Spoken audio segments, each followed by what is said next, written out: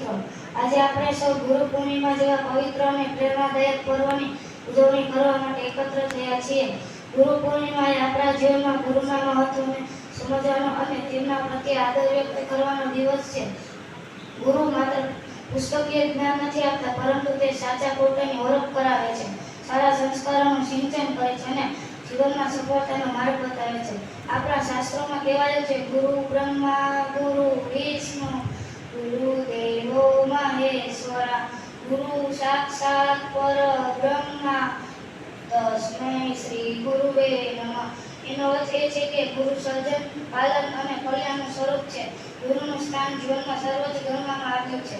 તો આજે આપણે સૌ સંકલ્પ લઈએ કે હું દરરોજ નિયમિત અભ્યાસ કરીશ, શિક્ષકોનું સન્માન કરીશ, માતા પિતા અને વડીલોના આજ્ઞાનું પાલન કરીશ, સત્ય, શિસ્ત અને સદાચારના માર્ગે ચાલીશ, સારો નાગરિક બનીશ, સારો વિદ્યાર્થી, આવતીકાલનો સારો